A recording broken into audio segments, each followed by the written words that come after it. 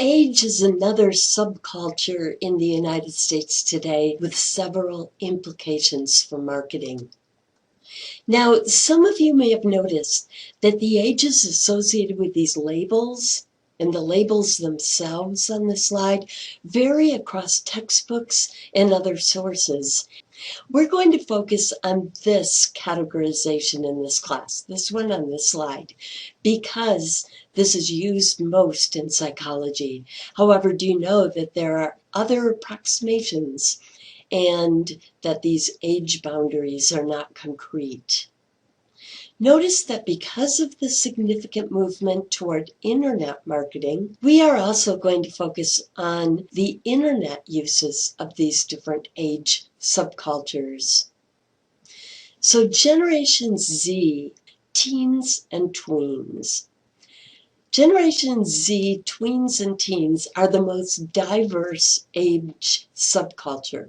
They are the most likely to include members from different ethnic groups, races, religions, and sexual orientation in their social circles. Tweens are defined as between ages 8 and 12, and teens between 13 and 17. But it's important in marketing to treat them as two very different groups. They are significantly more different than other within-generation subgroups because psychologically, tweens share many traits and relate more to younger siblings, while teens are becoming to develop more adult traits and characteristics.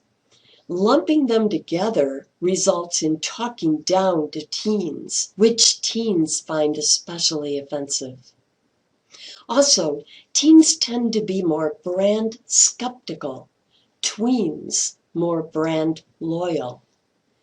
Both, though, have lifelong experience with technology like the internet, thus are tech expectant and tech savvy.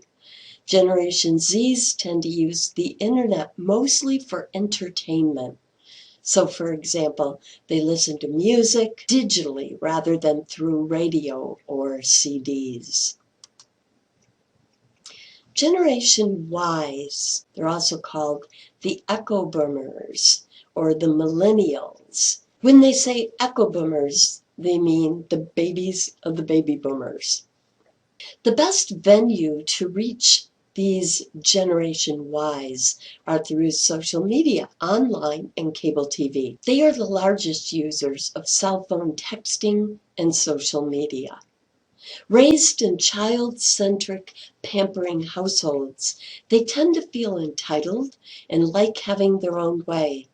And this plays into a demand for fast product turnaround. So they tend to want the latest and the greatest, newest gadgets, with Apple currently being the most popular products. And they want it their way, in other words, customized and interactive.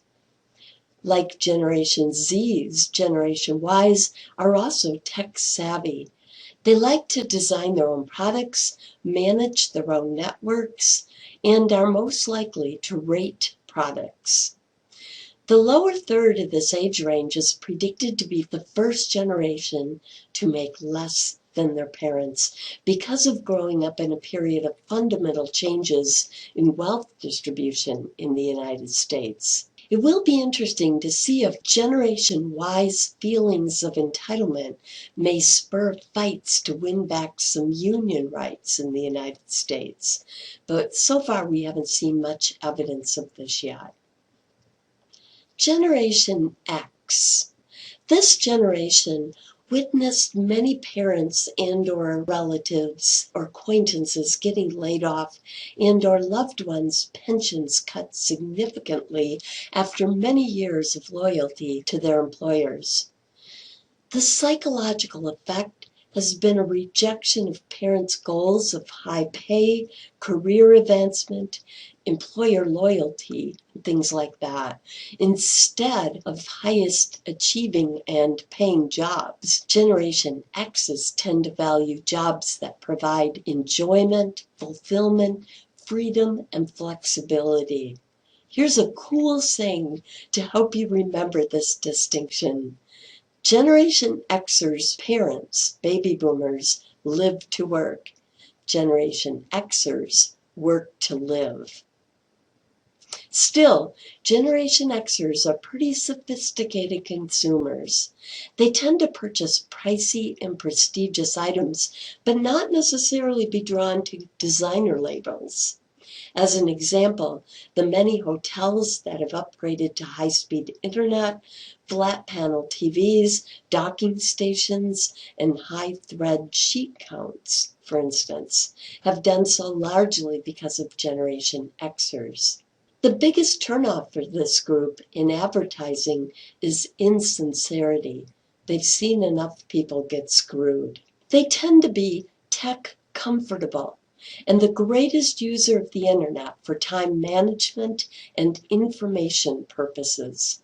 So things like online banking, searching for information, researching information.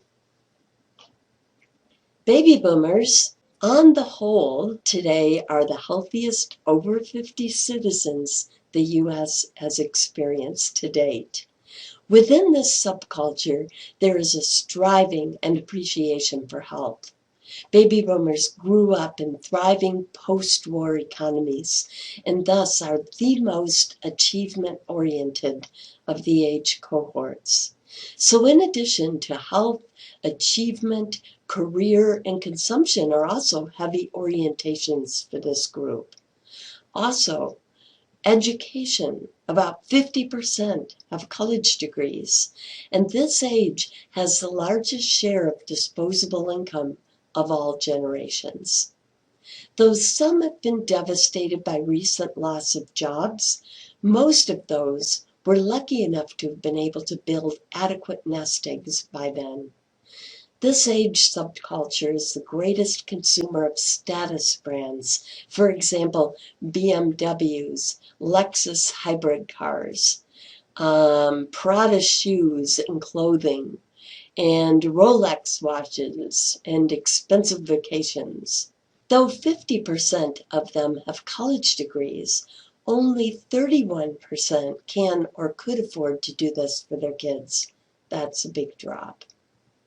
They are generally computer literate and mostly use it for searches and email. So note that we've gone from tech savvy Gen Zers and Yers, tech comfortable Gen Xers, to tech literate baby boomers. And then we have older consumers. The stereotype of older consumers is that they are poor, unhealthy, inactive, and fearful of technology. However, the reality reads very differently. Older consumers show significantly better nest eggs than the saving behavior of all the younger generations predicts for them. They tend to be more active and healthy than any previous elderly group and the largest contributors of volunteer work. This is a very diverse group in what is called cognitive age. Cognitive age is defined as the average of 4 different ages. 1, your feel age, the age you feel. Your look age, the age you look. Your interest age, the age group with which you most share interests, and your activity age, the age group with which you most share activities. The majority of older consumers are living younger cognitive ages. For this reason, marketing to this group is much more successful when it's segmented by cognitive age rather than chronological age. Older consumers are curious about and learning technology. In fact, this group is the fastest growing internet market today.